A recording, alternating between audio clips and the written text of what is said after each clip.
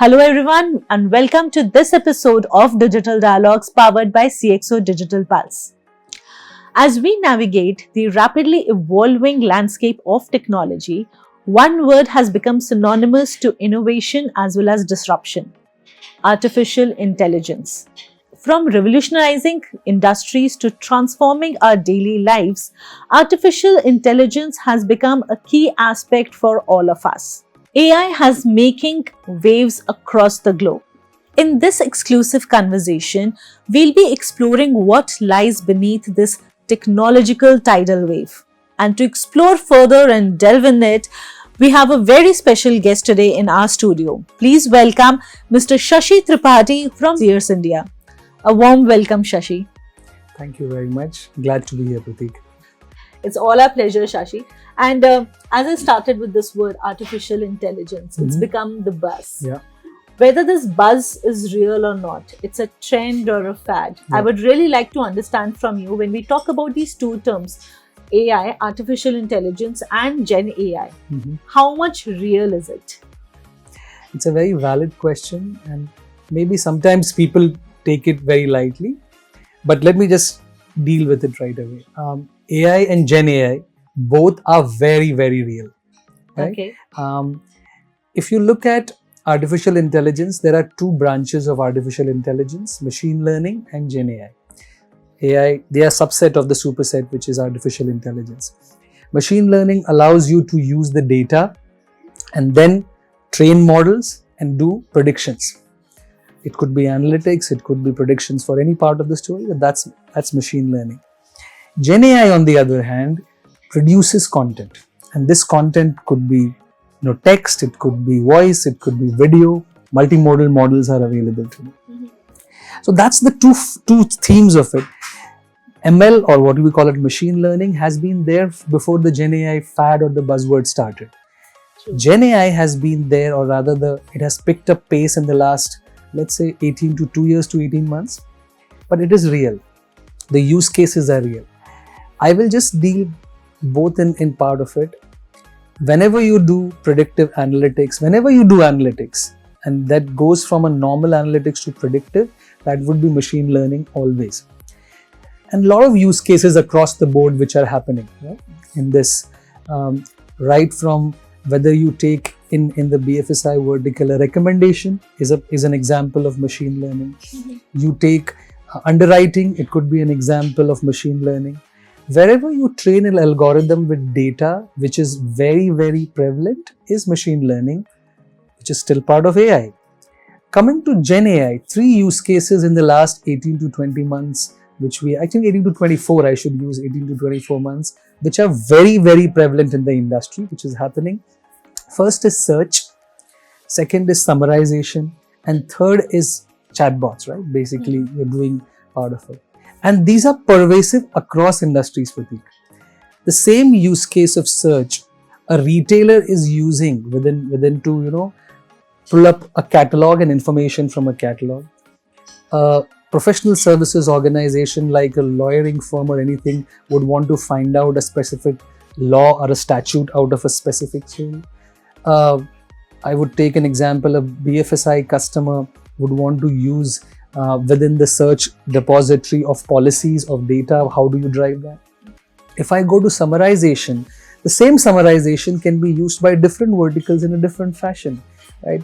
Some summarizations, as I take again, if I go back to the lawyering firm, they are summarizing a lot of judgments and a lot of policies, which will give you a summary part of it. If you go to typically a repository of a professional services organization, they might want to summarize from a learning pattern. They won't want to summarization of a synopsis of portions. If you get into a healthcare vertical, looking at a lot of data put together, they might want to have the model to predict likely diseases or likelihood prescriptions. So these are the examples which are prevalent and they are very real. The adoption of these is dependent on the company, right? And some large organizations are picking up and they are driving it faster than some people who are doing explorations, part of it. The third use case which I talked about, or the third use case which we have seen in GenAI, is content creation or bot, right? Part of it. Some people are using in marketing to create customized email, while a media company is using to create trailers out of long form content, right? Or for that matter, a BFSI company is using it to capture the current trading parts of the story out of data and preparing a synopsis or a statement for their customers. So what I mean to tell you is these are real, these are prevalent, and the usage of them is only determined by how much ahead within their data and AI and ML journeys are organizations, and whether they have found the right use cases. But it is real, and it is only going to keep on increasing. So that is in a nutshell that it is not a buzz, it's actually happening, and it has different interpretation and connotations for different organizations, but effectively it is there right in front of us, staring at us. So what do you make out of it? Very valid example, Shashi, and this has really made me thought, because ML and data analytics have been there, and we have started with, I think one of the example that I can recall is when one of the banks had given us those chatbots, but they were very basic, very simple. Yeah. And from that to this today, what we have is a very evolved version where I feel it's almost feel like, talking to a real human being, although it's a robotic responses that we are getting, but still the kind of interaction that we're able to have with them, it's amazing. At the face of it, it looks very simple. And I think the kind of democratization of tool has happened with the access of GPT. We feel, with the flick of a second, with the snap of finger, we are able to get all that information. It looks simple. Is it actually simple?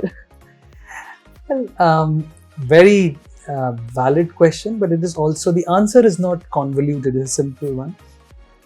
It is simple if approached in the right way. If you ask me, whenever you are starting on this journey, there will always be certain watch points that you should look at. If you take care of those watch points, then it's a journey which you will be able to complete, and it will be simple. What are those watch points, if I have to talk about it, right? The first part of it, whenever you take up a Gen AI, or I will say Gen AI, any kind of a journey, the part of it is, where does it fit within a business process?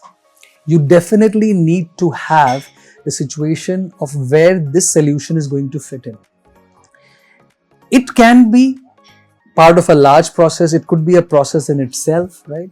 I'll take an example, an onboarding journey, or a marketing journey, or an underwriting journey, right? Or a customer service journey, whatever you may talk about. Those are the journeys that you'll have to start looking at, which is part of it.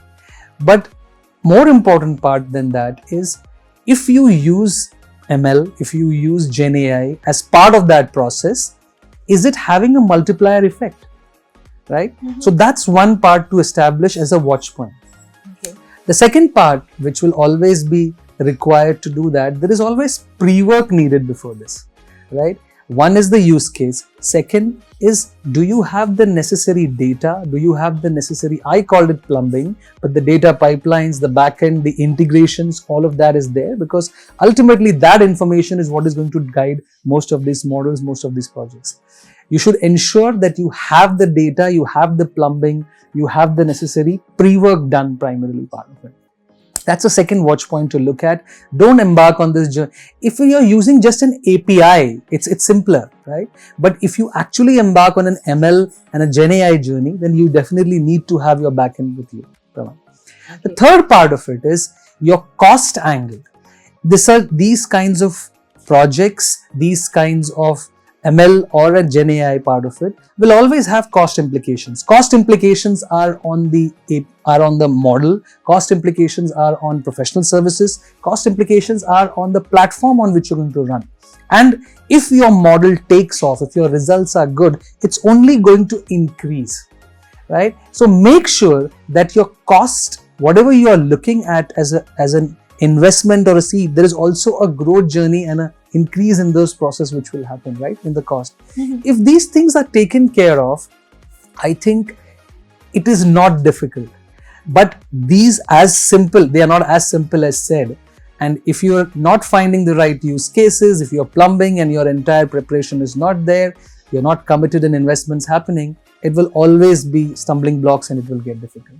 So that's the view that I have, but there can be many other factors which can be thrown in to complicate the problem. But it is not actually a very, very complicated problem, because technology exists. How you will leverage, how you will harness, how will you run it is what needs to happen. And as you listed all these concerns or challenges that organization, I'm sure they would be facing it when they're thinking about implementing AI or Gen AI. You have been conversing with a lot of organizations, be it large or medium. Every organization has a unique challenge. But if I were to ask you that, the words of wisdom when it comes to actually implementing AI and Gen AI within their environment, the infrastructure, how should they go about it? What should be the approach? Well, the challenges only guide the approach, right? I think when we falter, if we stumble upon these things, will be the area which will govern whether you are successful or not. But first, I think let's start and take a step back and look at the same way of how I enumerated the challenge. If you don't have an established use case, right, of what you're going to do, then that particular is going to be your biggest hurdle and your biggest challenge. And it is also imperative that people, organization, a lot of folks who are going to work along with you within that process need to be involved in that, right? It is not a decision of an exec to adopt an AI or a Gen AI project.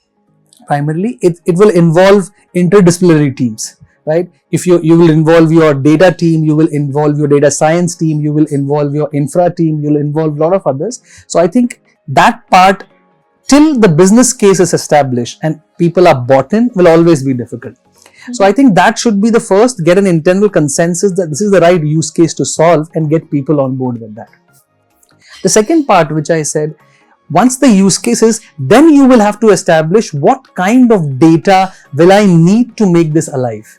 What kind of integrations will I need to make this alive? What algorithms will I need to make it alive? What platform will I need to make it alive? These use cases come alive. That is when all of that starts off primarily doing it. So once your use case is done, then comes the whole, again I'm using the word plumbing and technology and people, but I think that establishment will happen. And then comes the story primarily of the cost. Because if you have established the use case, you have established the technology and the pieces which will be needed, and then you move to the cost, it will determine whether all of this is worth the effort and the cost. Because people keep talking of ROI, right? All the time.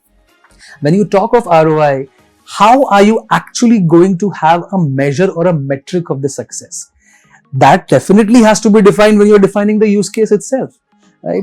If you go to the customer experience kind of it, will it shorten the time, wait time? If you go on the content creation part of it, what level of customization will happen? Right? If you get onto the story of summarization, how much of effort is it going to reduce? What's the number of people that we're going to drive? So there are a lot of metrics that you can define, but your business case, your metrics, your people processes, I think that's how you will have to go across from a business. It is a problem which always has been the case for an adoption of any new technology. Gen AI is not new, though people have fumbled on that, right? You have not been able to move from analytics to predictive because exactly that was not there in certain things which was needed. Gen AI is the same. The technology exists. You just have to make sure that you get your basics right and things will be easier and simpler from there. So those are my inputs, Prateek. I don't know whether this will encapsulate, but happy enough to share anything else. This definitely helped because the crux that what I could derive is that every problem has a solution. And when you're thinking of implementing AI or generative AI for organization, you need to identify the key problem. Once the problem is there, then comes, I would say, the process. Exactly. Because implementation in AI is not a plug-in, plug-out aspect. There's a proper process where you need to have the setup ready, you need to have the heads up ready, because eventually it all comes down to, or say boils down to cost, which is the key KPI that needs to be justified enough. Exactly. Shashi, I think you would like to say. Yeah, I think one thing again, which most of the times which we run through this whole Gen AI, it is not a hype. And the whole story behind which we all need to remember, that the use cases, right, and the application of this it is very disruptive. The technology is so disruptive at this point in time that it is only limited by what you can do with that technology, and the change and the drive which has to happen in your psyche is an overarching thing. But I'm assuming this problem, when there is buzz, people also believe in the technology. It has gone beyond just the inquisitiveness. People just don't want to do a POC, they want to see it at work. And when you want to see it at work, that means you really want to solve a critical problem, and you run across path. So don't forget the element that the technologies, because there is acceptance, but still I think there is reluctance in going in and traversing the path, because you really don't know the power or the benefit or the value that it can help you drive. That will be an overarching possible thing that we should also look at, Pratik. Definitely. And I think we do understand from this conversation that the buzz is real, and to implement into your business, to justify those ROIs, let's have the process ready for it. That's the key, and identification of it is more important to it. I'm sure this will help our viewers. Thank you so much, Shashi, to be here with us today. And thanks to all our audience. I'm sure this conversation would have helped you think through the process, the facts, the movement that you need to have towards the implementation of artificial intelligence and Gen AI into your system. Thank you for being with us today in this episode of Digital Dialogues. Keep watching this space. We'll definitely bring you more such insightful conversations for your benefit. Thank you.